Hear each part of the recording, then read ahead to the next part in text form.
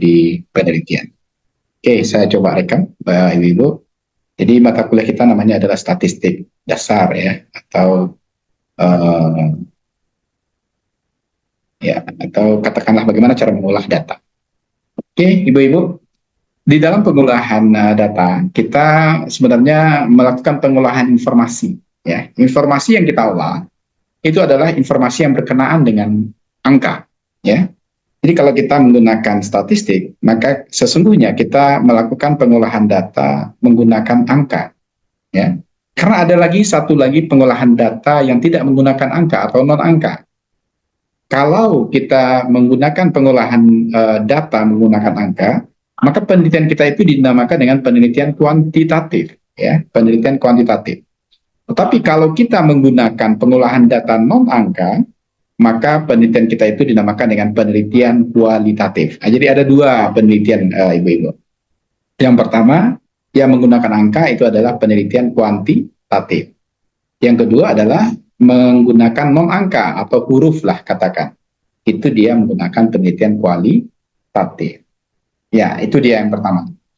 Ibu-ibu, dalam rangka kita memahami bagaimana pengolahan data tersebut, ya, maka kita biasanya menggunakan dua bagian penting di dalam riset, ya, atau di dalam pengolahan data. Yang pertama, kita menggunakan yang kita namakan dengan pengukuran. Pengukuran di dalam penelitian itu kita menggunakan instrumen-instrumen penelitian. Untuk ibu-ibu pahami, instrumen penelitian itu biasanya ada 3 hal penting yang ada di sana. Yang pertama, kita mengenal lembar observasi. Lembar observasi itu nanti akan berisi kuesioner-kuesioner penelitian yang akan diamati oleh peneliti. Jadi ingat, lembar observasi ini adalah instrumen penelitian di mana peneliti nanti langsung mengamati bagaimana kejadian yang ada di lapangan. Kejadian yang ada di lapangan itu nanti bisa saja bagaimana ibu melihat pasien di rumah sakit.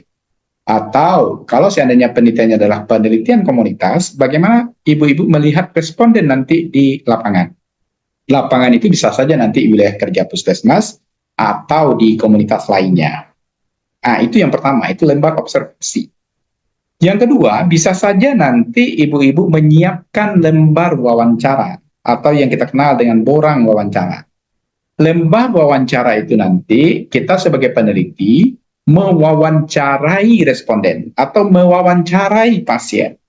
Ketika kita mewawancarai responden atau mewawancarai pasien, maka yang terpenting yang harus kita ingat, kita sebagai peneliti aktif untuk bertanya dan menggali seluruh informasi yang ada pada penelitian dilakukan. Jadi kita harus gencar atau kita harus intensif menimba atau menggali seluruh informasi yang kita butuhkan. Makanya di dalam lembar wawancara atau di dalam instrumen wawancara, kita biasanya melakukan wawancara mendalam atau in-depth interview namanya. Jadi in-depth interview itu nanti bermuara kepada galian informasi yang cukup dan komprehensif yang dilakukan oleh peneliti kepada responden atau kepada pasien. Itu yang kedua. Yang ketiga, kita juga bisa menyebar angket. Menyebar angket berbeda dengan lembar observasi dan juga berbeda dengan lembar wawancara atau borang wawancara tadi. Kalau tadi lembar observasi peneliti aktif, wawancara juga peneliti aktif, tetapi ketika diangket peneliti pasif, yang aktif adalah responden. Kenapa? Karena angket diisi oleh responden dan angket pertanyaan-pertanyaannya juga langsung dibaca oleh responden. Peneliti hanya pasif. Artinya kalau kalau ibu-ibu nanti menyebar angket, maka yang lebih aktif itu adalah responden. Kita hanya menerima apa yang dijawab oleh responden. Artinya apa, ibu-ibu? Kuesioner atau pertanyaan penelitian yang ada di dalam lembar observasi, kuesioner atau pertanyaan yang ada di dalam lembar wawancara, atau kuesioner atau pertanyaan penelitian yang ada di dalam lembar angket, maka tentu nanti yang akan membedakannya antara angket, lembar observasi, dan wawancara, di mana di wawancara dan observasi peneliti aktif, tetapi di angket peneliti pasif. Bisa dipahami, ibu-ibu? Paham ya? Jadi nanti kalau ada pertanyaan ketika Ibu ujian proposal, Ibu-Ibu harus paham itu, di mana pengukuran atau instrumen yang menyebabkan peneliti aktif, dan di mana pengukuran atau instrumen yang menyebabkan peneliti pasif. Oke ya. Kemudian Ibu-Ibu, baru ada evaluasi setelah ada pengukuran. Artinya apa? Di statistik yang terpenting itu adalah setelah dilakukan pengumpulan data, maka bagian evaluasi nanti akan ada editing, ada coding, dan ada analyzing atau pengolahan data. Itu ada di dalam evaluasi. Tetapi di dalam pengukuran itu ada pengumpulan data. Jadi kalau Ibu-Ibu pernah melihat bagaimana di dalam metode penelitian ada pengumpulan data, kemudian ada screening data, kemudian ada coding data, kemudian ada analyzing data, maka bagian itu ada di pengukuran dan ada di evaluasi. Bisa dipahami, Ibu-Ibu? Bu Del, bisa dipahami, Bu Del? Bu Del Fitria Siska, paham? Ya, Pak. Oke ya, paham ya. Ini saya baru menerima ada Dinkes Solo masuk. Siapa yang dari Dinkes Solo? Apakah kepala dinasnya yang masuk? Ini bagus juga ini. Biar kepala dinasnya juga belajar gitu ya. Oke ya, paham ya sampai di sini? Bu Des, paham ya Bu Des? Kalau nggak paham Bu Des, was Bu Des ya. Bu Des harus paham. Bu Des, paham? Insya Allah. Insya Allah. Tuh. Kalau lah insya Allah tuh yakin betul. Ya. Oke, sekarang Bu Ibu, kenapa kita perlu statistik di dalam kita melakukan pengolahan data? Ya, yang pertama Ibu-Ibu, pasti ya di dalam kita melakukan penelitian ya pasti ada pengukuran. Ya, pengukuran seperti yang sudah saya sampaikan tadi itu biasanya melibatkan instrumen-instrumen penelitian. Setelah instrumen-instrumen penelitian itu didapatkan, maka nanti harus ada penilaian evaluasi dalam pasca. Penilaian evaluasi dalam pasca atau di dalam kita setelah mengumpulkan data itu, kita biasanya mendapatkan data-data tertentu. Yang biasanya data-data itu sesuai dengan variabel-variabel penelitian yang kita sudah siapkan terlebih dahulu. Oke, mohon diingat Ibu-Ibu, ada yang kita kenal dengan variabel penelitian. Yang kedua, ada yang kita kenal dengan kategori-kategori dari variabel tersebut. Saya contohkan, misalnya di dalam karakteristik responden, Ibu-Ibu mempunyai variabel jenis kelamin. Ya, maka di dalam jenis kelamin itu ada kategori laki-laki dan ada kategori perempuan. Jadi laki-laki dan perempuan itu adalah kategori dari variabel. Begitu juga kalau jenis pendidikan, misalnya SD, SMP, SMA, PT, tidak sekolah misalnya, maka jenis pendidikan itu adalah variabel, ya, atau pendidikan itu adalah variabel. Sementara SD, SMP, SMA, PT, kemudian tidak sekolah itu adalah atribut atau kategori. Jadi kategori itu sama dengan atribut Ibu-Ibu. Bisa dipahami? Kalau pekerjaan juga seperti itu. Kalau seandainya kita hanya membagi pekerjaan itu menjadi dua kategori, maka bekerja tidak bekerja. Ya. Kalau seandainya pengetahuan mau kita bagi menjadi tiga, ada pengetahuan tinggi, sedang, rendah. Pengetahuan itu adalah variabel, sementara tinggi, sedang, dan rendah itu adalah kategori atau atribut. Paham Ibu-Ibu? Paham ya? Ya, Pak. Oke, sip ya. Pak. Kemudian Ibu-Ibu, dia merupakan salah satu sarana dalam penelitian ya. Jadi statistik itu adalah salah satu sarana. Tapi sarana ini menjadi mutlak adanya ketika kita sudah masuk ke dalam penelitian ya. Kenapa? Karena perlu olah data di sana. Karena perlu interpretasi data di sana ya. Kalau seandainya Ibu-Ibu mendapatkan suatu data tentang umur responden misalnya, kemudian umur responden itu Ibu kategorikan menjadi umur remaja, umur dewasa, dewasa awal, dewasa menengah, kemudian dewasa tua, dan lansia, maka tentu kita perlu pengolahan data di sana. Ya. Pengolahan data yang kita lakukan di sana perlu statistik.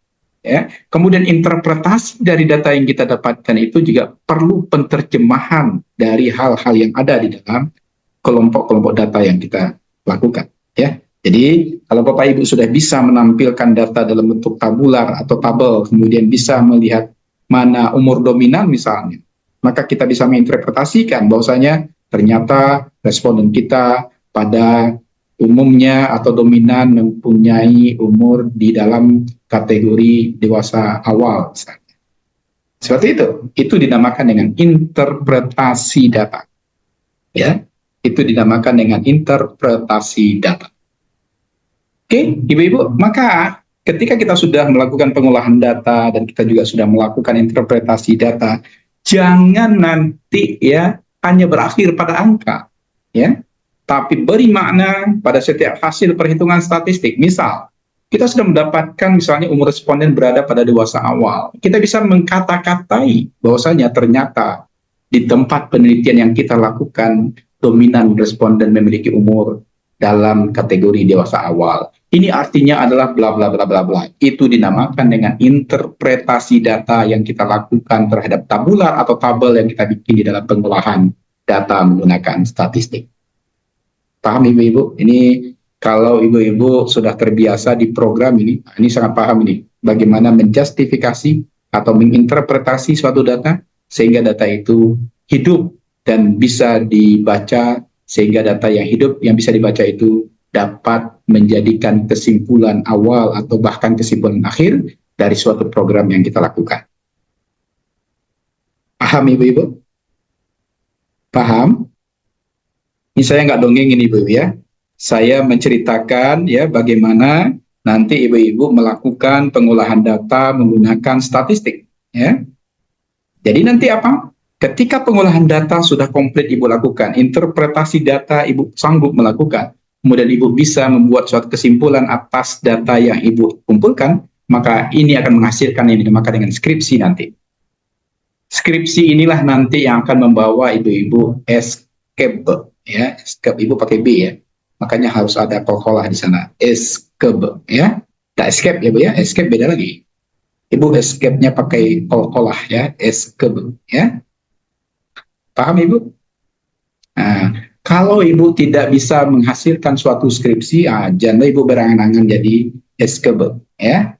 Jadi, Bu Des, ingat dari sekarang, goal akhir Ibu-Ibu nanti kalau mau menjadi escape dan wisuda, itu sudah harus ada skripsi sebagai syarat ya, salah satu prasyarat untuk memperoleh gelar sarjana.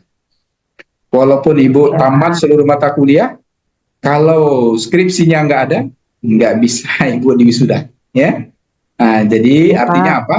Ini adalah mata kuliah penting yang harus Ibu simak dan harus Ibu lakukan ketika sudah masuk ke semester yang ada proposal dan skripsi, ya. Biasanya nanti di semester 3 ya kalau nggak salah saya, ya. Nah, ini kan Ibu baru di semester berapa ini sekarang Bu Des? Semester 2, Pak. Masuk semester 2. Semester biswa sudah mulai masuk mata kuliah proposal, ya. Ibu akan berhadapan dengan ini semua. Ada pertanyaan sampai di slide kedua ini, Ibu-Ibu? Ini enaknya kalau ngajar bidan itu ya, disenyumin aja gitu ya. Jadi enak ngajarnya gitu, ya. Nggak bakar-kari kan dia gitu. Karena saya kan juga tidak menyuruh Ibu stres ya. Saya mengajak Ibu gembira ini belajar statistik, ya. Ya Bu Dewi? Iya Bu Dewi. Bu Dewi lah di Prima nampak gua. Slide di belakang lah Universitas Prima Nusantara. Di mana Ibu Dewi sekarang? Di Lapaya Bu Dewi kemenangan. Di Puskesmas. Di Solo. Di Solo. Oke ya. Ya. Oke, dipahami. Jadi konsep dasar apa sih sebenarnya yang kita pelajari di dalam statistik dasar ini? Yang pertama, kita melihat bahwasanya statistik itu sebagai ilmu penunjang. Ilmu penunjang itu dinamakan dengan statistika, ya. Maka Ibu-Ibu nanti ketika Ibu mengolah data, selain secara manual, Ibu-Ibu juga akan diajarkan nanti bagaimana pengolahan data menggunakan SPSS, ya. Tapi ingat Ibu-Ibu, SPSS itu bukan utama, dia hanya sebagai penunjang atau tool istilahnya. Maka tool tersebut dinamakan dengan statistika. Kemudian yang kedua, Ibu-Ibu, dalam konsep dasarnya, statistik itu sebagai data pengamat yang berwujud angka. Ketika Ibu-Ibu sudah membahas statistik, maka pasti kita sudah menggunakan angka. Data kita itu tidak lagi berbentuk non-angka, tetapi sudah berbentuk angka. Ya, maka pengolahan data yang kita menggunakan statistik di sana, kita sudah mengolah angka, tidak lagi non-angka. Kemudian yang ketiga, statistik itu sebagai atribut kuantitatif. Ya, karena statistik itu muara akhirnya adalah angka, maka penelitian yang kita lakukan kalau menggunakan statistik pasti adalah penelitian yang bersifat kuantitatif. Ya. Kuantitatif itu dia mengolah angka. Tetapi ingat, ketika kita mengolah angka, tidak semua data itu masuk ke dalamnya. Kita harus menggunakan yang dinamakan dengan sampel. Sampel itu adalah bagian dari populasi. Kalau seandainya populasi kita misalnya ada 500 orang responden, maka kita tidak meneliti seluruhnya. Kita hanya meneliti sebagian, tetapi sebagian yang kita teliti itu, dia harus mewakili populasi tersebut. Maka sampel yang kita lakukan hal seperti itu dinamakan sampel yang representatif. Sampel yang representatif itu adalah sampel yang betul-betul mewakili populasi. Bagaimana caranya? Bisa saja nanti kita menggunakan perhitungan persentase, misalnya dari 500 orang, itu kita ambil 10% misalnya. Berarti sampel yang kita ambil adalah 50 orang responden. Atau kita menggunakan huruf Slovin misalnya, dengan N sama dengan N besar per 1 tambah N besar kali alfa kuadrat. Misalnya kita mendapatkan datanya 80 orang responden misalnya. Maka dari 500 orang itu yang kita ambil hanya 80 orang responden. Itu dinamakan dengan sampel. Paham, Ibu-Ibu? Paham? Ini kalau saya udah berbicara itu, Bu, ya panjang aja nanti itu. Kalau Ibu rasanya ala kecil apa tuh, Pak, nggak paham Mbak di bagian itu, silakan. Ya, karena kalau saya sudah berbicara, Ibu-Ibu, itu bisa ke Arab Saudi nanti, ya pembicaraan kita, gitu ya. Nah, jadi dia bisa kemana-mana saja nanti. Jadi tolong ya, kalau ada bagian yang kira-kira rasanya Ibu tidak paham, di skip dan tanyakan langsung, ya, tanyakan langsung. Oke? Ya, Pak. Di bagian ini paham ya, Ibu? Insya Allah, Pak. Oke, ya. Saya sengaja senyum terus sama Ibu-Ibu, ya, karena kalau ngajar Ibu-Ibu itu harus senyum, ya. Karena dunia ini memang harus disenyumin, Ibu, ya. Ya, Bu Suarti, ya. Kan nah galak Bu Suarti Ya, terang. Pokoknya maja babak Itu nanti awalnya, Pak. Babu Suartika galak siap lah tuh, alhamdulillah, gitu ya. Oke, sekarang kita mulai masuk ke sedikit yang agak sedikit rumit. Galak itu di awalnya, Pak. Nah, tuh, sip, ya, sesuai. Kita lihat di konsep statistik itu, ya, di konsep statistik itu, bagian utama yang akan kita bahas itu diantaranya adalah yang pertama adalah mengumpulkan data. Kemudian kita menyusun data, ya. Kemudian kita sajikan data tersebut.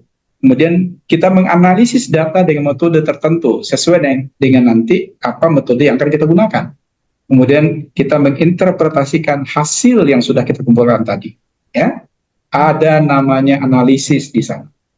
Ya, kalau dalam bahasa Inggris dinamakan dengan discussion. Discussion itu adalah pembahasan. Pembahasan itu berdasarkan hasil penelitian yang sudah kita olah melalui pengumpulan data, menyusun data tersebut, kemudian menyajikan data dalam bentuk tabular, grafikal, bahkan tekstual. Jadi tabular itu tabel, Ibu-Ibu, ya. Kalau grafikal itu grafik, kalau tekstual itu naratif, ya. Diceritakan, itu dinamakan dengan tekstual, ya. Kemudian kita menganalisis data dengan metode tertentu. Kalau seandainya penelitian Ibu adalah penelitian deskriptif, maka Ibu-Ibu nanti akan mendeskripsikan bagaimana data yang Ibu temukan di lapangan. Saya contohkan, misalnya pengetahuan responden. Ibu misalnya melakukan penelitian gambaran pengetahuan responden tentang ASI eksklusif misalnya. Ya, maka nanti Ibu akan menghasilkan data distribusi frekuensi tentang pengetahuan responden. Misalnya pengetahuan responden itu ada tinggi, sedang, rendah. Kemudian ada frekuensinya, kemudian ada persentasenya. Maka keseluruhan itu akan Ibu analisis menggunakan metode statistik deskriptif namanya. Di dalam metode statistik deskriptif itu nanti Ibu akan menghasilkan diantaranya adalah tabel distribusi frekuensi, ada tabel distribusi frekuensi relatif, persentase, ada tabel distribusi frekuensi kumulatif, perjumlahan. Sehingga Ibu akan menghasilkan data yang tertabular, sehingga nanti ada item variabelnya, kemudian ada frekuensinya, ada persentasenya, kemudian ada kumulatifnya, sehingga nanti Ibu bisa mencari nilai rata-ratanya misalnya, mencari nilai standar deviasinya misalnya, Sehingga data tersebut dinamakan dengan metode yang digunakan adalah statistik deskriptif. Paham, Ibu? Kalau misalnya Ibu menganalisis menggunakan crosstab, ya, crosstab itu tabel silang. Untuk penelitian yang bersifat analitik misalnya, Ibu melakukan hubungan pengetahuan dengan sikap responden tentang ASI eksklusif misalnya, maka Ibu akan mendapatkan dua variabel nanti yang akan berhubungan antara satu variabel dengan variabel lainnya, misalnya variabel independennya pengetahuan, variabel dependennya sikap. Maka Ibu akan melihat nanti bagaimana hubungan antar keduanya. Kalau seandainya nanti chi-square-nya atau p-value-nya besar atau kecil sama dengan 0,05, Ibu katakan bahwasanya ada hubungan antara pengetahuan dengan sikap, maka di saat itu Ibu sudah menganalisis menggunakan metode chi-square namanya. Paham Ibu-Ibu apa itu chi-square? Melihat hubungan antar variabel, ya. Maka penelitian seperti itu dinamakan dengan penelitian korelasional atau penelitian yang bersifat analitik. Kalau Ibu-Ibu melakukan penelitian secara eksperimental, melakukan intervensi atas suatu kasus yang Ibu temukan di lapangan, misalnya HEG. Apa itu HEG, Bu Suarti? HEG apa itu? Apa? Wah, Bu Suarti, apa itu HEG? Kalau nggak tahu Bu, HEG morning sick Ibu tahu nggak? Iko ambil lah mencontohkan bidan Ibu Suarti. Kalau nggak tahu Ibu wayan. Bu Dewi, Bu Dewi, halo, Bu Dewi lah. Morning sickness, Pak. Morning Putih-putih, sickness. Pak. Oh, yang putih-putih Ambo atau Ibu? Ambo, Bu? Iya, Pak. Yang putih-putih ini, Bu. Bu, apa itu Bu morning sickness, Bu Dewi? Pegawai yang ada di situ tapi dekat-dekat situ. Hiperemesis gravidarum, Pak. Hiperemesis gravidarum itu apa tuh, Bu Dewi? Mual yang berlebihan saat hamil muda. Mual yang berlebihan saat hamil muda. Yang berlebihan sehingga mengganggu aktivitas ibu, ya, itu HEG, ya, hiperemesis gravidarum. Apakah itu berbahaya, Bu Dewi? Berbahayakah itu? Kalau berlebihan, Pak. Namun istilah berlebihan, Bu, itu ya berbahaya. Terlalu itu, Ibu, yang saya lihat satu yang berlebihan itu terlalu, ya. Kalau kata Roma itu terlalu, ya, Bu, ya. Jadi memang bermasalah, ya. Bisa menimbulkan nanti terganggunya aktivitas ibu hamil, apalagi kalau berhadapan dengan nutrisi nanti, ya, sehingga dia tidak mau makan, seterusnya, sehingga terjadi permasalahan pada pasti itu bermasalah, ya. Oke, seperti itu. Kalau nanti ibu melakukan suatu intervensi, ya, misalnya atas ibu yang HEG, ibu lakukan suatu intervensi, misalnya memberikan minuman A sehingga HEG-nya berkurang, intervensi, ya. Jadi pengaruh pemberian minuman A terhadap hiperemesis gravidarum pada ibu hamil trimester awal, trimester 1 misalnya, ya, di wilayah kerja Puskesmas A Kabupaten X tahun 2024 misalnya. Maka kalau ibu melakukan intervensi seperti itu, maka tentu metode yang ibu gunakan adalah penelitian yang bersifat eksperimental, ya. Maka ibu akan melihat nanti pretest, ya, kemudian akan melihat nanti intervensi, kemudian nanti akan melihat post-test, ya. Antara pretest, kemudian intervensi dan post-test yang ibu lakukan nanti ketika melakukan riset atau penelitian itu dinamakan dengan metode yang akan ibu lakukan ketika melakukan penelitian yang bersifat eksperimental. Sampai di sana paham Ibu? Nah, ini memang saya tidak mau memberikan terlalu berat ke Ibu, ya. Makanya selalu saya tanyakan, paham nggak Ibu sampai di sana? Alah tiga Bu yang contohkan. Satu deskriptif, satu analitik, satu lagi eksperimental. Tiga ini paham Ibu metode itu? Bu Eva, paham Bu Eva? Bu Sabria, Bu Saptria, panggilannya Bu Sap, ya Bu, ya? Bu Saptria, Bu Devi, Devi, Pak. Oh, Bu Devi. Ya, kalau Satria agak sulit pula lidah kita, Ibu ya. Satria itu ya. Oke, tiga hal ini udah paham Ibu? Deskriptif, kemudian analitik, kemudian eksperimental. Paham? Dari wajah Ibu saya anggap aja paham ya. Agak ragu pula saya ya, tapi paham aja lah Ibu ya. Bu Eva paham ya, Bu Eva ya?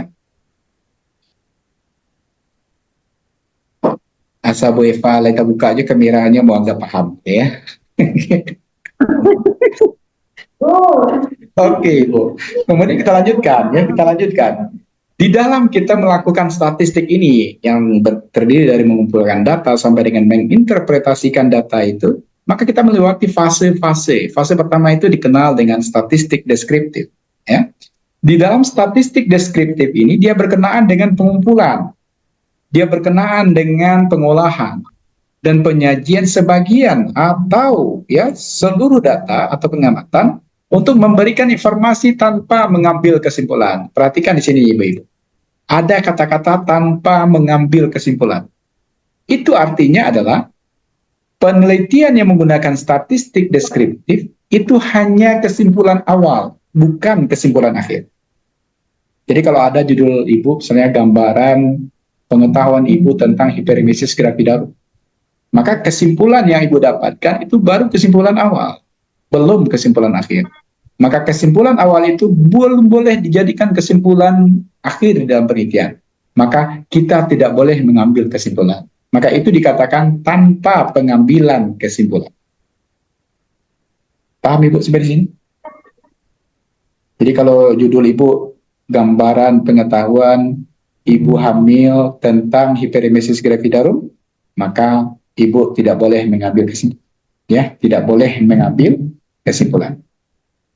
Tapi ya kalau Ibu lanjutkan misalnya dengan hubungan, misalnya, hubungan pengetahuan Ibu hamil tentang hiperemesis gravidarum dengan kejadian hiperemesis gravidarum di wilayah kerja Puskesmas A Kabupaten X tahun 2024, nah itu baru bisa diambil kesimpulan. Maka dia masuk ke statistik inferensial namanya. Kenapa? Karena di dalam statistik inferensial itu setelah data dikumpulkan, nanti dilakukan berbagai metode statistiknya. Ya, gunanya adalah untuk menganalisis data dan kemudian dilakukan interpretasi serta diambil kesimpulan. Jadi pada statistik inferensial lah itu baru bisa diambil kesimpulan. Artinya apa? Statistik inferensial itu akan menghasilkan generalisasi jika sampel yang kita gunakan adalah sampel yang representatif. Paham Ibu sampai di sana? Paham ya? Agak curiga pula saya. Bu Meli, paham Bu Meli? Bu Meli Sudrajat? Masih ada Bu Melinya? Pak, suaranya putus-putus. Wah, putus-putus ya? Paham, Pak. Oke. Saya harap Pak. karena Paham, Pak. paham ya. Sekarang gimana? Masih putus-putus suara saya? Pak. Bu Meli gimana Bu Meli? Bu Meli suaranya terdengar sama saya putus-putus mana? Gimana Bu Meli, paham ya? Halo? Dengarnya, Pak. Nih, nggak tahu saya apakah jaringan Iya, saya. Pak. Suara Jaringan saya yang Bapak putus-putus atau paham, jaringan Pak. Ibu? Oke ya. Oke, kita lanjut dulu. Nah, ini ya. Suara Bapak putus. Sekarang gimana Bu? Sekarang? Jadi yang pertama Ibu terdiri atas beberapa kategori. Kemudian yang kedua, di antara kategori tidak dapat diketahui tingkat perbedaannya. Contohnya di sini jenis kelamin nih. Jenis kelamin itu ada laki-laki, ada perempuan. Jadi variabelnya jenis kelamin. Kemudian kategorinya ada laki-laki, ada perempuan. Maka ibu-ibu, laki-laki dan perempuan terdiri atas beberapa kategori. Kategorinya ada dua di sana. Laki-laki satu, perempuan satu. Ya. Kemudian di antara kategori itu tidak dapat diketahui tingkat perbedaannya. Jadi laki-laki dan perempuan itu nggak ada bedanya Ibu. Ya. Bukan dikatakan laki-laki itu lebih tinggi dari perempuan. Tidak. ya, atau perempuan lebih rendah daripada laki-laki, tidak. Ya. Jadi laki-laki dan perempuan itu tidak dapat diketahui tingkat perbedaannya. Pekerjaan misalnya. Pekerjaan itu ada petani, nelayan, PNS, swasta, dan sebagainya. Petani tidak lebih baik daripada nelayan, nelayan juga tidak lebih baik daripada PNS, PNS juga tidak lebih baik dari petani. Gitu. Jadi dia tidak dapat diketahui tingkat perbedaannya. Nah, itu contohnya. Yang kedua, Ibu, ya, yang kedua, ciri yang kedua adalah skala ordinal. Ya, skala ordinal nanti menghasilkan data ordinal. Ciri-cirinya satu, terdiri atas beberapa kategori, ya, terdiri atas beberapa kategori. Yang kedua, di antara kategori dapat diketahui tingkat perbedaan. Jadi bedanya dengan yang tadi, kalau tadi tidak dapat, sekarang dapat, ya, dapat diketahui tingkat perbedaannya. Ya, apa contohnya? Contohnya di sini misalnya pengetahuan, ya, kepuasan kerja atau motivasi, ya. Jadi pengetahuan itu variabel. Variabel pengetahuan itu ada tinggi, sedang, rendah, ya. Maka tinggi lebih baik daripada sedang, sedang lebih baik daripada rendah. Itu dapat diketahui tingkat perbedaannya, ya. Tinggi itu lebih baik daripada sedang, sedang itu lebih baik daripada rendah. Kepuasan kerja juga seperti itu. Puas, ya, puas jika apa, kemudian tidak puas jika apa. Jadi kepuasan itu juga merupakan dapat diketahui tingkat perbedaannya. Motivasi juga seperti itu. Motivasinya tinggi, motivasinya sedang, motivasinya rendah. Maka motivasi tinggi itu lebih tinggi daripada yang sedang. Sedang juga lebih tinggi daripada yang rendah. Nah, seperti itu. Jadi dua ciri-ciri ini menentukan skala ordinal ini atau data ordinal ini. Dapat diketahui terdiri atas beberapa kategori, kemudian yang kedua, di antara kategori dapat diketahui tingkat perbedaannya. Yang ketiga, skala interval. Skala interval ini nanti juga menghasilkan data interval, ya. Data interval ini, ya, data interval ini ciri-cirinya satu, terdiri atas beberapa kategori.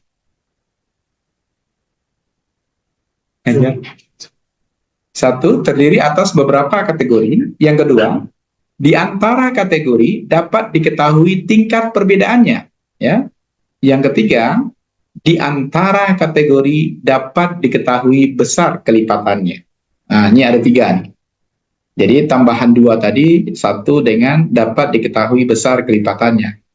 Contohnya suhu, ya. Suhu 5 derajat, suhu 10 derajat, suhu 15 derajat, suhu 20 derajat, 25, 30, 35, 40, dan seterusnya. Dia terdiri atas beberapa kategori. Kategorinya ada 5, 10, 15, dan seterusnya. Di antara kategori dapat diketahui tingkat perbedaannya. 10 lebih besar daripada 5, 15 lebih besar daripada 10, 20 lebih besar daripada 15, dan seterusnya. Kemudian dia dapat diketahui besar kelipatannya. Kelipatannya 5 di sana. 5, 10, 15, dan seterusnya. Nah, itu ciri-ciri dari skala interval yang menghasilkan data interval. Yang keempat, ibu-ibu, dikenal dengan skala rasio. Skala rasio ini adalah skala paling tinggi, ya. Di dalam skala rasio ini nanti dia akan menghasilkan data rasio, ya. Ciri-cirinya yang pertama, terdiri atas beberapa kategori. Kemudian yang kedua, di antara kategori dapat diketahui tingkat perbedaannya. Yang ketiga, di antara kategori dapat diketahui besar kelipatannya. Dan yang keempat, dia memiliki nol absolut. Nah, jadi rasio ini bedanya dengan interval adalah dia memiliki nol absolut. Ya, contoh umur, ya. Umur itu ya memiliki nol absolut. Jadi dari 0 tahun sampai dengan sekian tahun. Ya, jadi apa bedanya dengan interval? Interval itu tidak ada nol absolutnya, tetapi kalau dia rasio pasti memiliki nol absolut. Gaji misalnya, orang yang tidak bekerja gajinya nol, ya. Orang yang yang bekerja sudah sangat senior misalnya gajinya lebih tinggi, itu dikatakan dia memiliki skala rasio karena ada yang nol gajinya kalau dia tidak bekerja. Skor ujian juga seperti itu, ada yang 0, ada 10, ada 20, dan seterusnya. Ya, dari 0 sampai dengan seterusnya itu dinamakan dengan skala rasio. Jumlah buku juga seperti itu. Kalau dia tidak ada buku berarti 0. Kalau bukunya 1 berarti 1, 2, 3, 4, dan seterusnya. Bisa dipahami Ibu? Berkenaan dengan skala pengukuran ini? Ada yang mau ditanyakan? Saya silakan. Kalau seandainya ada yang mau bertanya, saya silakan. Paham ya? Oke, kalau paham kita lanjut ya, kita lanjut. Kemudian Ibu-Ibu, di dalam prosedur pengolahan data, maka kita akan menggunakan parameter. Ya, di mana parameter di dalam pengolahan data ini kita mengenal berdasarkan parameter yang ada, statistik. Dibagi menjadi, yang pertama kita kenal dengan statistik parametrik. Ya. Statistik parametrik ini maksudnya dia berhubungan dengan inferensial statistik. Ya, jadi bukan lagi statistik deskriptif, tapi dia sudah menggunakan statistik inferensial, di mana dia membahas parameter-parameter populasi, diantaranya jenis data yang kita bahas itu adalah interval dan rasio. Ingat ya, interval dan rasio itu untuk parametrik. Sementara kalau dia non-parametrik, ya, inferensial statistiknya itu membahas parameter-parameter populasi, diantaranya jenis datanya nominal dan ordinal. Jadi kalau dua di atas tadi itu non-parametrik, ya, tetapi dua di bawahnya itu adalah parametrik, ya. Nah, maka Ibu-Ibu nanti jumlah variabel yang kita gunakan ya berdasarkan jumlah variabel dibagi menjadi dua analisis itu. Yang pertama kita kenal dengan analisis univariat. Uni itu satu. Kalau Ibu nanti membahas misalnya gambaran 5 penyakit terbesar di Sumatera Barat misalnya, maka dia akan menghasilkan univariate analysis namanya, ya. Analisis univariat. Hanya ada satu pengukuran variabel untuk ke n sampel atau beberapa variabel, tetapi masing-masing variabel dianalisis sendiri-sendiri, ya. Pengetahuan saja, sikap saja, ya. Kemudian penyakit saja, ya, prevalensi penyakit saja. Itu dinamakan dengan univariat. Jadi nanti Ibu-Ibu kalau seandainya pembahasan di dalam pengolahan data statistik Ibu hanya berkenaan dengan satu atau lebih 2 atau 3 variabel, tetapi masing-masing variabelnya dianalisis sendiri, itu dinamakan dengan analisa univariat, ya. Tetapi kalau seandainya analisis Ibu tidak lagi secara single variabel atau variabelnya itu hanya 1 atau 2, tetapi sudah menggunakan banyak variabel, contohnya bivariat, maka nanti kasus yang akan Ibu angkat itu tidak lagi deskriptif, tetapi sudah menggunakan statistik inferensial, ya. Di antaranya kalau bivariat kita menggunakan chi-square, kalau misalnya lebih dari 2 variabel kita sudah menggunakan analisis multivariat, ya, dan lain sebagainya. Maka ketika kita sudah menggunakan analisis multivariat 2 atau lebih pengukuran atau variabel untuk n sampel, di mana analisis antar variabel dilakukan bersamaan. Jadi semua variabel itu nanti akan dianalisis secara bersamaan, dan kita akan melihat bagaimana hubungan antar variabel sehingga kita mendapatkan suatu kesimpulan yang komprehensif dari masing-masing variabel yang kita hubungkan. Itu dinamakan dengan analisis multivariat. Bisa dipahami, Bu? Bu Meli? Oke, sip ya, kalau bisa. Maka nanti di dalam penyajian data, ya, di dalam penyajian data nanti Ibu-Ibu akan familiar berhubungan dengan ada penyajian data dalam bentuk tabel single, ya. Tabel single itu adalah tabel yang hanya berisi satu variabel. Kemudian ada lagi tabel yang berisi 2 atau lebih dari variabel. Misalnya kita menggunakan crosstab. Ini dinamakan dengan tabel crosstab. Tabel crosstab itu atau dikenal dengan tabel silang, itu kita menghubungkan 2 variabel biasanya. Yang satu kita menghubungkan variabel bidang pekerjaan di sini sebagai variabel independen. Kemudian kita hubungkan dengan pendidikan sebagai variabel dependen. Jadi independen itu adalah variabel bebas, dependen itu adalah variabel terikat. Variabel independen itu menggunakan kategori administrasi, personalia, produksi, marketing, ya, keuangan. Sementara pendidikan menggunakan materi SMA, akademi, dan sarjana. Ya. Artinya kalau kita menggunakan tabel seperti ini dinamakan dengan tabel 1, 2, 3, 4, 5, 5 kali 3. Ya. Jadi tabel silang ini dikenal dengan tabel 5 kali 3, 5 baris, 3 kolom. Jadi 5 baris, 3 kolom ini dinamakan dengan tabel 5 kali 3. Paham Ibu? Nanti banyak ya macam untuk tabel silang itu. Ada tabel silang 2 kali 2, berarti 2 baris dikali dengan 2 kolom. Ada tabel 3 kali 2, berarti 3 baris, 2 kolom. Ada tabel 2 kali 3, berarti 2 baris, 3 kolom. Sementara di sini tabelnya ada 5 kali 3, berarti 5 baris, 3 kolom. Paham Bu Meli? Oke. Oke ya? Paham? Pak. Oke. Kalau paham Ibu, sekarang kita lihat. Dari tabel yang kita sudah lihat sekarang. Dari tabel yang sudah kita lihat sekarang.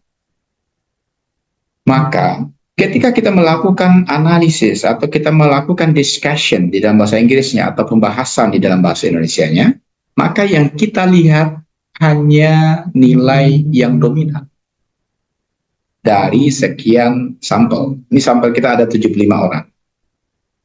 Oke? Tahu kenapa sampelnya 75? Bu Meli? Tahu kenapa sampelnya 75 orang? Dari data kita ini, yang tabel ini.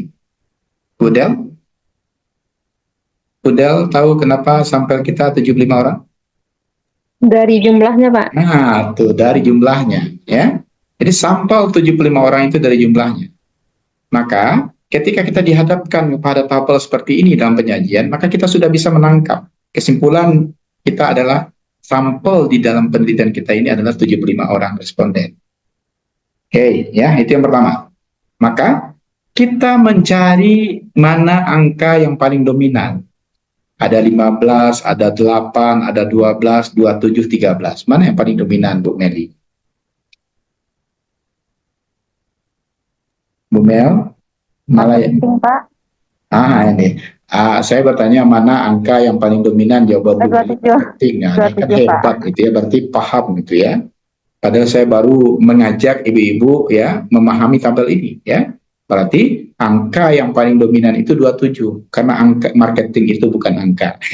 Iya, Pak. 27, Ya, Pak. ya. Oke ya.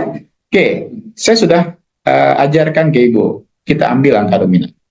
Sekarang coba perhatikan bagaimana cara saya melakukan discussion atas data ini. Dari 75 orang responden, 27 orang diantaranya memiliki bidang pekerjaan sebagai marketing. Paham?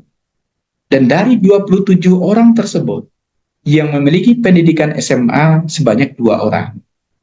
Ya, yang memiliki pendidikan akademi sebanyak 14 orang. Dan yang memiliki pendidikan sarjana berjumlah 11 orang.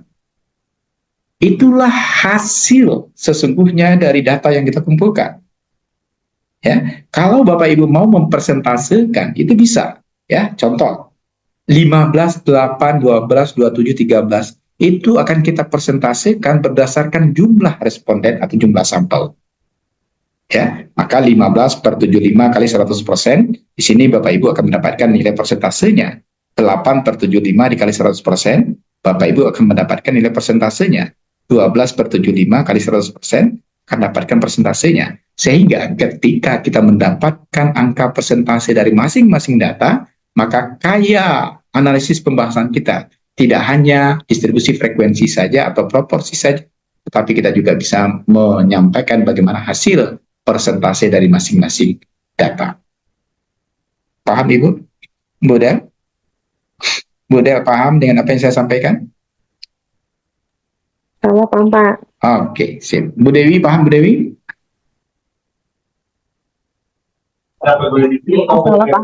Oke, kalau paham Bu Dewi, coba Bu Dewi ulangi Kemudian, apa yang saya sampaikan tadi untuk kesimpulan tabel kita ini. Silakan Bu Dewi.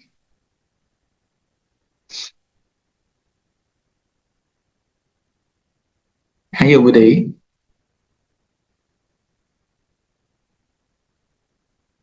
Ya, silakan Bu Dewi.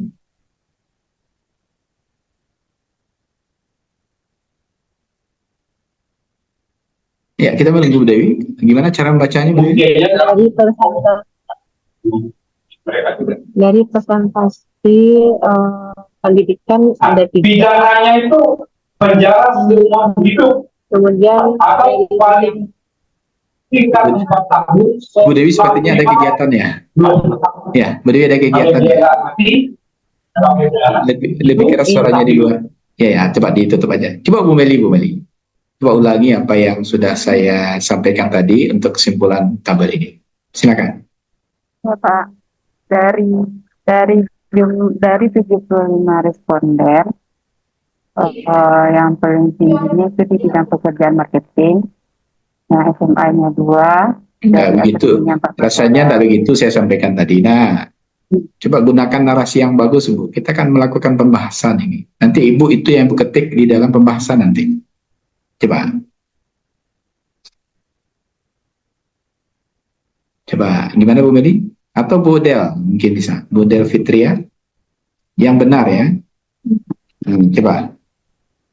Dari jumlah sampel sebanyak 75 orang, didapatkan data dominan berjumlah 27 dengan bidang pekerjaan marketing dengan pendidikan SMA 2 orang, akademi 14 orang, dan sarjana 11 orang. Tapi cara menyampaikannya masih kurang smooth ya, Bu ya. Saya ulangi sekali lagi, jangan salah lagi ya Ibu ya. Coba perhatikan ini. Sebenarnya Bu Del itu udah benar ya, tapi bahasa pembahasan tidak seperti itu ya. Jadi semua angka itu harus diinterpretasikan. Makanya saya mulai dari 75 orang responden. Itu ya. Dari 75 orang responden, kita tidak bermain sampel lagi di sini. Karena data kita itu adalah data responden ya. Dari 75 orang responden, 27 orang diantaranya memiliki bidang pekerjaan sebagai marketing. Beda nggak dengan apa yang saya sampaikan dengan Bu Del tadi? Nah, itu yang bahasa namanya Ibu. Ya, ketika kita melakukan discussion atau pembahasan, yang penting itu bahasanya. Ya. Jadi saya ulangi, dari 75 orang responden, ya, dari 75 orang responden, ya, yang memiliki bidang pekerjaan sebagai marketing berjumlah 27 orang atau sebanyak 27 orang. Dan dari 27 orang tersebut yang memiliki pendidikan SMA sebanyak 2 orang, yang berpendidikan akademi sebanyak 14 orang, dan yang mempunyai pendidikan sebagai sarjana sebanyak 11 orang. Itu baru titik. Kalau itu yang kita sampaikan di pembahasan, pasti orang paham itu, ya. Karena kita sudah tidak berbicara lagi sampel, kita sudah berbicara responden. Oke, jangan keliru ya membaca, atau jangan keliru nanti menuliskan deskripsi pembahasan untuk tabel ini. Apakah kita tidak perlu menyampaikan pembahasan lain? Tidak, ya. Karena memang di dalam pembahasan yang dikaji itu adalah yang paling dominan saja. Nah, itu kata kuncinya. Yang paling dikata-katai, ya, atau yang dilakukan pembahasan hanya pada yang memiliki angka atau nilai dominan saja. Oke ya. Nah, cobalah Bu Dewi. Bu Dewi, kalau dibuka Bu Dewi, dia ada yang bagian pelatihan ya Bu Dewi ya. Ya Bu Dewi. Nah, Iya Pak. langsung pertanyaan sekali ya. Nggak usah Bu, apa ya awalnya. Kok apa pula ya, melantun pula yang kajian kita nanti ya. Bu Afrianti, coba Bu Afrianti. Ya, silakan Bu Afrianti. Coba dibaca yang benar. Kalau salah awas Ibu. Ada terangnya sore Ibu nanti. Apa kata Ibu? Ada terangnya, ada buat masuk ya dong. Allahu Akbar. Itu baru masuk Ibu. Ya, tidak usah lah Ibu pakai apa? Pakai headset itu langsung ya. Yuk, Bu Afrianti, ayo. Sampai di rumah ya. Terangnya kawan Pak. Yo kawan Ibu lebih karirnya daripada Ibu deh. Pak. Ayo. Kecil ke kawan Ibu tuh diam sebentar Bu ya. Kawan diam sebentar. Tuah. Ya, sip. Ya, lanjut. Dari 75 responden yang memiliki pekerjaan marketing dengan latar belakang pendidikan SMA 2 orang, akademi 14 orang, ya Allah. sarjana 11 orang. Ada yang tertinggal Ibu sampai nanti yang tinggal. dalam Ada berang di sini. dari 75 orang responden Ah, yang memiliki pekerjaan sebagai marketing yang memiliki latar belakang pendidikan SMU 2 orang. Ketinggalan deh, Pak. itu deh gara-gara kawan ibu Ketinggalan sekolah. kawan, Pak. Kawan ibu sekolah tuh Kawan makanya ketinggalan salah. agak sekolah aja, Cek. Iyo salah. Nggak, ini salah lo kan, nanti jadi masalah. Coba kalau batu udah waru udah buku salah lo ya. Ulang lagi. Kalau tidak batu ibu udah jalan. Yang memiliki pekerjaan. Jadi, Pak, ulang lagi ya, Pak. Nah, ya. Dari 75 responden, dari 75 orang responden yang memiliki pekerjaan marketing sebanyak 27 orang terdiri yang memiliki latar belakang pendidikan SMU 2 orang, akademi 14 orang, sarjana 11 orang. Ini mandek. Bahan yang kecapek selesai ibu ya. Kurang penggagih, Pak. Ya, kalau apa ya, Ada, kalau Pak. substansinya benar, tetapi bahasanya tidak bahasa riset itu ya. Itu bahasa ibu sehari-hari gitu ya. Iya, Pak. Iya. Oke ya. Jadi apa yang sudah saya sampaikan itu memang ya, nanti ada rekamannya ya, Bu ya. Silakan ibu simak lagi. Karena penting nanti untuk ibu bikinkan di pembahasan. Ya. Kemudian ibu ada lagi penyajian ya. Nah, ini mudah-mudahan Bu Avianti nanti lebih klop ya untuk menyampaikannya. Ada lagi grafik ibu, dan grafik yang kita selalu ya sajikan di dalam di kesehatan itu selalu menampilkan grafik dalam bentuk pie chart, karena dengan pie chart itu lebih simple dan gampang diketahui orang ya. Jadi ketika melihat grafik saja kita sudah bisa mengetahui mana yang paling dominan di antara grafik tersebut ya, di antara grafik tersebut. Jadi kita menggunakan pie chart. Apakah kita boleh menggunakan grafik lain? Boleh ya, tetapi kebiasaan kita di kesehatan, kita menggunakan pie chart ini ya. Ini silakan aja nanti, apakah Ibu akan menampilkan tabular saja atau tambahkan dengan grafik, itu juga tidak ada masalah. Yang penting nanti antara tabel dan juga grafik itu memperkaya hasil penelitian yang sudah Ibu dapatkan di dalam penelitian. Paham ya? Paham Ibu? Kita lanjut. Kemudian Ibu, coba perhatikan ini. Bagaimana sih sebenarnya kita membuat tabel dalam bentuk tabel silang ini ya? Nah, ini ada ketentuan. Di dalam tabel silang itu yang pertama itu harus ada judul tabel ya. Judul tabel ini nanti akan memberikan informasi secara rinci tabelnya tabel apa. Contoh, tabel 21 misalnya. Tabel 21 itu judulnya adalah hubungan pengetahuan dengan sikap responden tentang HIG di wilayah kerja Puskesmas A Kabupaten X tahun 2026.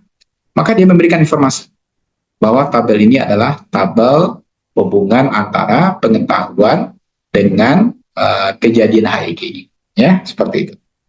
Paham Ibu ya? Jadi di dalam judul tabel ini dia akan memberikan informasi secara rinci. Kenapa secara rinci? Karena dia menampilkan ada 3 aspek di sana. Ada place, ada time, kemudian ada person.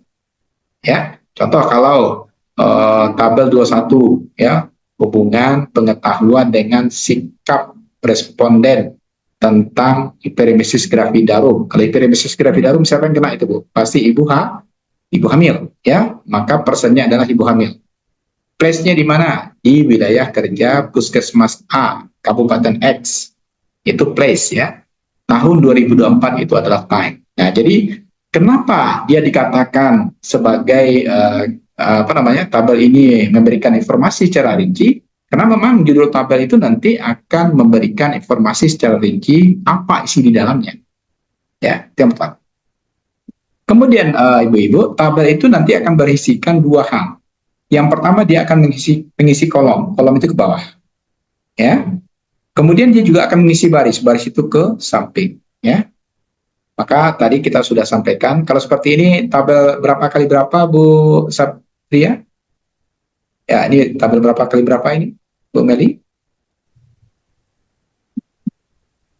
6 kali 3, Pak. Berapa? 6 kali 3. 5 kali 5, Pak. Kali 3 Hati-hati. kali 3, Pak. 5 Berapa? kali 5. 5 kali 5. Siapa nyebut 5 kali 5 tadi? Yang menyebut 5 kali 5 berapa? Kenapa? Kenapa, Bu? Kenapa 5 kali 5? Masuk lah, nah. Awak kalau Kayaknya ada 5, terus variabelnya ada juga 5. 5 kali 7, Pak. Bu Suhati ko lah jalannya kuliah nak orang suruh lah masuk. Kamu apa suruh orang masuk? Ayo. Ayo yang benar. Mana ada undang? Mande dibukanya punya artinya mengecek orang lain kan. Ya Allah. Bu Meli ayo. Yang benarnya Bu Meli. Kalau salah awas. Berapa kali berapa nih Bu Meli?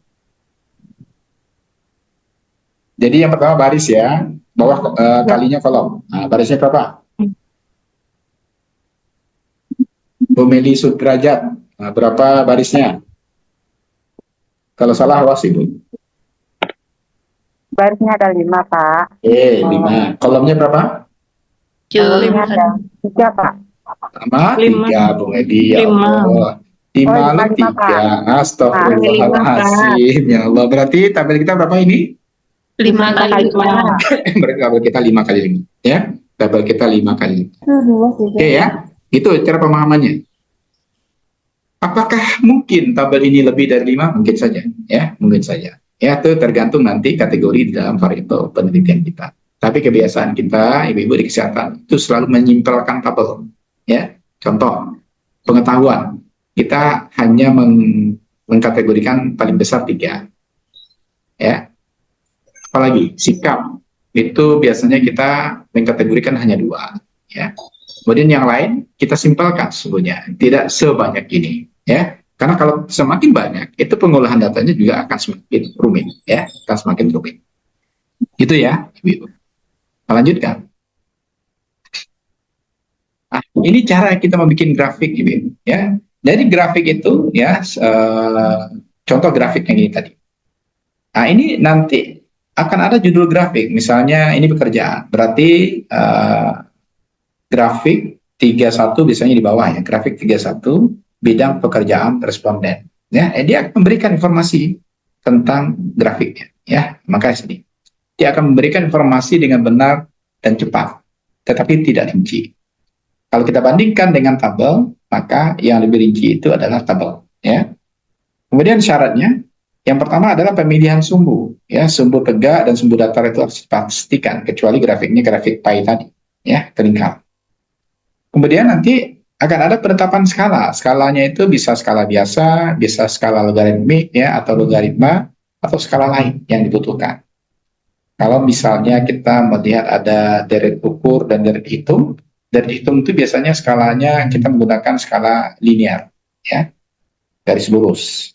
Tapi kalau seandainya dia menggunakan deret ukur, kita biasanya menggunakan skalanya logaritmik, ya. Atau kita menggunakan skala lain yang bisa digunakan untuk menghasilkan suatu grafik. Tapi di kesehatan saya kembali ulangi, kita dominan menggunakan pie chart, ya, pie chart. Ukuran grafik, ya, itu tidak terlalu besar, tidak terlalu tinggi, dan juga tidak terlalu pendek. Pokoknya proporsional, ya, grafik yang kita bikin seperti ini kan proporsional, ya, tidak terlalu besar, tidak terlalu kecil, tidak terlalu pendek, tidak terlalu tinggi, tetapi kita sudah bisa membaca bahwasanya yang administrasi itu yang berwarna merah, personalia itu yang berwarna biru, produksi itu berwarna hijau, marketing itu berwarna dongker, keuangan itu berwarna pink, seperti itu, ya. Dia sudah bisa membedakan, tapi ingat, grafik itu biasanya datanya tidak rinci. Ya. Maka jenis grafik itu diantaranya ada bar chart, ya, ada line chart, ya, ada pie chart, kemudian ada interactive chart. Jadi sekarang sudah ada pula grafik itu yang bisa turun naik, gitu ya. Itu dinamakan dengan interaksi atau interactive chart, ya. Turun naik kayak apa ya? Kayak apa namanya, kalau kita mau bikin grafik keramaian jalan raya misalnya. Atau kalau Bapak Ibu kemarin waktu COVID, ya, kita menentukan di mana wilayah yang terjadi COVID paling tinggi itu warnanya hitam, gitu ya. Tidak pula kalau tidak sudah berkurang hitamnya berarti sudah lebih baik kayak gitu ya. Mana zonasi hitam, mana zonasi aman dan lain sebagainya. Itu bisa kita bedakan ya. Itu bisa kita bedakan. Paham Ibu? Paham ya? Bu Sabria? Paham, Pak. Oke, paham ya. Kita lanjutkan. Nah, ini contoh-contohnya. Ini grafik bar, ini grafik line, ini grafik interaktif. Ini biasanya bergerak Bapak Ibu ya. Sehingga nanti akan terjadi pergerakan ya yang interaktif antara satu grafik dengan grafik lainnya. Kemudian ada grafik pie. Ini biasanya yang kita gunakan di kesehatan ya. Karena ini simple dan gampang untuk melihat ya. Kita hanya melihat bagaimana daerah yang diarsir dengan warna paling banyak. Pin misalnya. Ini marketing. Oke. Apakah ini biasa juga dilakukan di kesehatan? Ada ya. Tetapi kita lebih dominan saja menggunakan pie chart. Karena langsung terlihat. Karena yang diarsir itu adalah luas ya. Luas wilayah ya. Sehingga lebih gampang kita melihatnya. Nah, perlu pula kita berpikir panjang. Nah, perlu pula mengari-ngariankannya ya. Biasanya mana bagian yang paling besar itu adalah yang paling dominan. Di sini yang dominan adalah marketing seperti itu. Oke.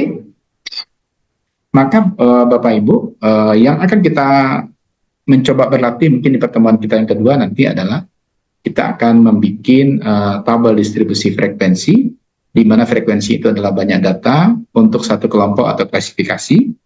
Di dalam dunia kesehatan kita kenal dengan proporsi, di dalam biostat atau statistik kita kenalnya sebagai distribusi frekuensi. Sehingga nanti kalau kita sudah kelompokkan, kita bisa mengatakan pendidikan S1 itu misalnya 62 orang, S2 itu 19 orang, S3 itu 9 orang. Ini tidak kita dapatkan langsung seperti ini, tapi data yang kita dapatkan nanti ya, itu berisikan tingkat pendidikan responden. Nanti dari tingkat pendidikan responden yang ada itu nanti akan kita klasifikasikan sehingga kita mendapatkan data seperti ini. Ya, bagaimana caranya besok ya di pertemuan kedua kita akan berlatih ya untuk melakukan ini. Kemudian ibu-ibu, bagaimana caranya sebenarnya kita menggunakan ini ya, cara untuk menentukan distribusi frekuensi. Sekarang saya perlihatkan saja dulu. Kita berlatih di pertemuan kedua ya. Jadi nanti kita akan mencari rank namanya, di mana rank itu adalah data terbesar dikurangi dengan data terkecil. Kemudian kita nanti akan mencari banyak kelas itu mempunyai rumus 1 tambah 3,3 log N itu adalah jumlah data. Kemudian nanti kita juga akan menentukan panjang kelas itu adalah rank dibagi dengan banyak kelas ya. Sehingga baru bisa kita kelompokkan seperti ini ya. Ini lihat saja dulu Ibu ya. Kita akan memusingkan kepala di pertemuan kedua ya. Sekarang kita enjoy aja. Maka nanti kalau sudah kita dapatkan datanya dengan perhitungan-perhitungan yang ada dalam membuat distribusi frekuensi, maka kita akan menghasilkan nanti tabelnya, misalnya seperti ini, ya. Sehingga kita sudah dapatkan berapa frekuensinya, maka kita bisa melihat yang lain, misalnya nilai tengahnya. Nilai tengah itu kan mediannya bisa kita lihat, ya. Atau XI-nya nanti di statistik kita akan lihat. Itu besoknya. Sebentar ya Pak. Ya, silakan Bu. Oke. Kemudian nanti dari data yang sudah kita lihat sebenarnya, kita juga bisa melihat bagaimana grafik poligonnya. Grafik poligon itu sesungguhnya adalah melihat bagaimana nilai tengah ya dengan data yang ada. Ya, datanya ini kita lihat bagaimana nilai tengahnya sehingga kita menghasilkan suatu grafik poligon. Ya. Kemudian nanti ya di pertemuan kedua kita akan membahas ini ada nilai min ya, nilai rata-rata. Kemudian ada nilai tengah atau median. Kemudian kita juga akan membahas tentang modus ya, nilai yang paling sering muncul. Itu dikenal dengan central tendency atau mean. Kemudian kita juga akan melihat median dan akan melihat juga modus ya. Nah, ini saya lihatkan saja dahulu. Besok kita akan berlatih melakukannya ya, tidak hanya melihat lagi, tapi kita sudah action di dalam bagaimana cara untuk menghasilkan central tendency ini ya, baik itu mean, median, dan modus. Bahkan nanti kita akan lanjutkan juga dengan variansi dan standar deviasi seperti ini ya. Dan ini nanti ukuran penyebaran ini nanti akan kita lakukan tergantung data yang akan kita latih ya untuk pertemuan kita minggu depan. Sampai di sini ibu-ibu ada yang mau ibu tanyakan? Saya silakan. Ya ini memang agak stres ya dengan slide ini Bapak Ibu, tapi yakinlah ya kita akan enjoy nanti belajarnya. Mudah-mudahan dengan enjoy itu nanti bisa masuk di kepalanya Bu ya. Ini saya harapkan masuk ke kepala Ibu ya, tidak di luar kepala ya. Kalau di luar kepala yakin saya Ibu nggak paham itu. Tapi kalau masuk ke kepalanya oke itu ya. Nah, ada di kepala kita Bu. Jangan percaya pada anak yang menyatakan aman malah di luar kepala. Kalau di luar kepala nggak ada satu pun yang dia ingat Ibu ya. Tapi harus masuk ke kepalanya baru ingat ya. Oke ya. Jadi ibu-ibu muda ini ya saya lihat umurnya masih 17 tahun ke atas ini saya lihat masih bisa di-push ya untuk belajar angka, hitungan di pertemuan kita kedua. Tapi saya harap Bu, dengan saya ajarkan angka-angka itu nanti Ibu tambah senang belajar dengan saya Bu. Jangan besok Anda belajar jawab Pak kalau udah sedikit valuahan. Nah, jangan seperti itu ya. Kita tetap belajar enjoy, tetapi tujuan kita sampai. Ya Bu Sabia, tadi itu tutupinya mukul Bu Sabia berarti itulah tanduk-tanduk. Ya, tutupinya mukul ya. Oke. Ada pertanyaan Ibu? Sebelum kita akhiri pertemuan pertama kita ini, mudah-mudahan ibu-ibu paham ya. Bu Niki, ada pertanyaan Bu Niki? Ini puskesmas ini banyak program nih harusnya. Harusnya statistiknya harus kuat. Ibu di bagian mananya Bu? Di puskesmas? Bu Niki? Bu Helen? Apa, Pak? Ibu di Iya, bagian Pak. mana di puskesmas? Di program apa Ibu? Apanya? Program Tugas. PTM, Pak. Kan mantap tuh Bu. PTM ya Bu ya? Penyakit tidak menular Bu? Iya, Itu Pak. kan bermain dengan data itu. Besok kita contohkan data-data Ibu ya. Untuk kita analisis ya. Baik itu sentral tendensi, mean, median, modus. Kemudian juga akan kita lanjutkan dengan standar deviasi, variansi, dan simpangan lainnya. Oke Ibu. Cukup kiranya. Tidak ada pertanyaan? Bu Suarti, ada yang ditanyakan Bu? Bu Yusmita? Nih yang senior-senior ini harus bertanya nih harusnya ya. Bu Eva, Ibu yang umur-umurnya di bawah 17 tahun ini harus bertanya. Ya. Nah, tetapi harus harus fokus belajarnya Ibu. Karena nggak boleh kalah dengan yang lebih muda ini. Ini banyak muda di sini saya lihat. Bu Sismita ini berapa umurnya Bu Eva? 17 juga? Iya, Bu Smita muda baru tuh, Pak. Kecil ya, kecil-kecil umur ini. Bu Niki Helen ini kecil ini ya. Yang baru yang 17 itu Bu Suarti ya, Bu Des itu 17, Bu Eva 17 ya? Iya, Pak. Ya, yang lain yang masih 17. Semua, Pak. Oke ya. Itu pertemuan kita di pertemuan pertama ya. Kita harapkan di pertemuan kedua Ibu Fight ya. Kalau bisa ada kalkulator di depannya. Karena saya akan minta nanti Ibu kalkulatornya tak kalkulator lado deh Bu, yang ada logaritmik, ada sinus, kosinus gitu Pak. Ya. Kalau enggak ada pakai HP Ibu. HP itu kan ada kalkulator tuh. Nanti bisa kita munculkan logaritmik ya, log, sinus, kosinusnya. Ya, kita butuh itu besok. Nah, kita belajar nanti. Saya ajarkan bagaimana cara membacanya di kalkulator. Oke, kita cukupkan pertemuan kita sampai di sini. Assalamualaikum warahmatullahi wabarakatuh. Waalaikumsalam warahmatullahi wabarakatuh. Terima kasih Pak. Ya, Terima kasih, Pak.